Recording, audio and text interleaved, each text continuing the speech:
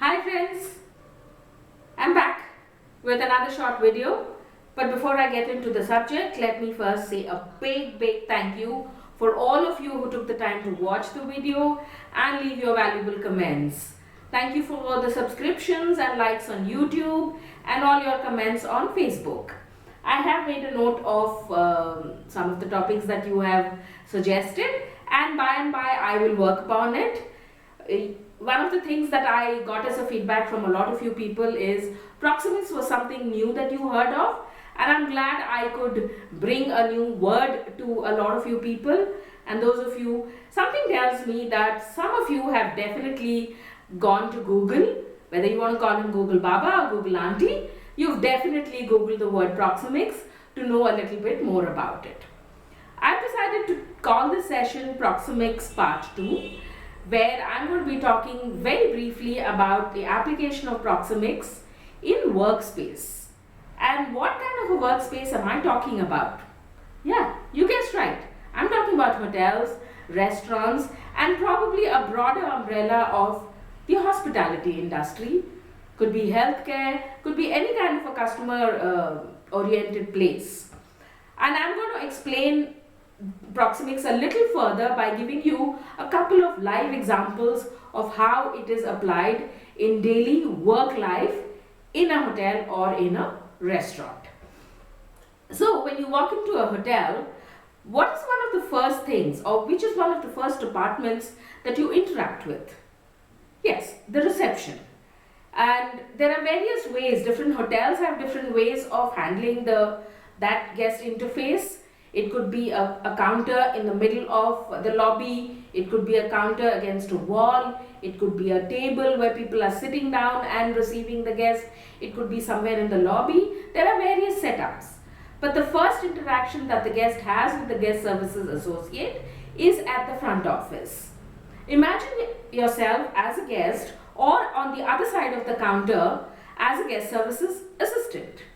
So when a guest comes to you and you put forward the registration form for him and you lean forward across the counter and hand him a pen and for him to sign, how much of a space do you think is there between you and the guest?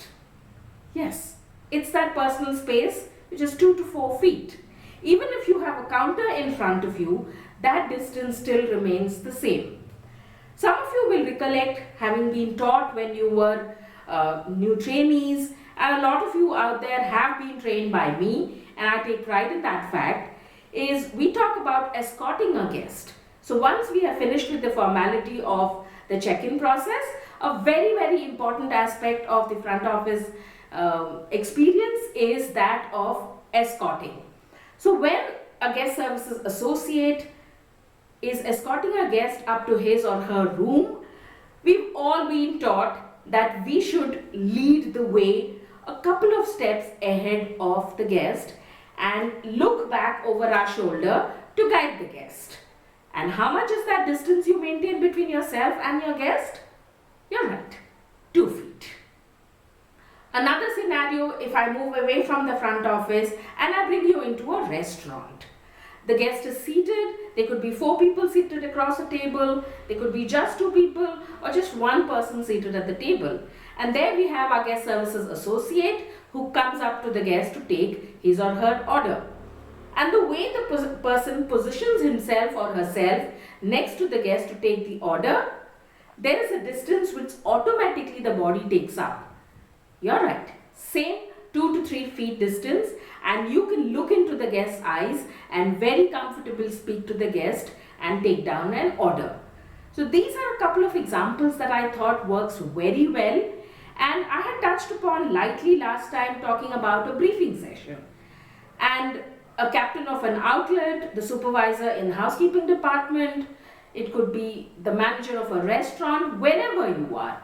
You normally start a shift with a briefing. And whoever takes the briefing, as I mentioned last time, you have your team in front of you, either in a semicircle formation or a straight line standing in front of you. Please make sure that you have an eye contact with every single person.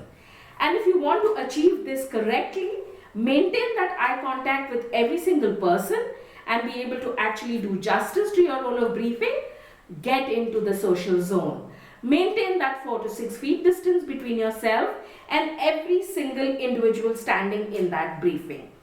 It works very well, and we'll talk about more about what kind of body language and posture you should adopt while you are doing this briefing. But remember these two things. About 60% of our working life, when we are interacting with our guests, we are in that personal zone of 2 to 4 feet, and once we get into a supervisory role or a managerial role and are dealing with more than 4 to 5 people, we automatically get into a social zone to maintain good eye contact and be able to do things for them properly. So I think I have touched upon what I wanted to talk about proxemics, and this time I'm going to give you a hint as to what I will be talking to you in the next session, which should be another 2 or 3 days from today.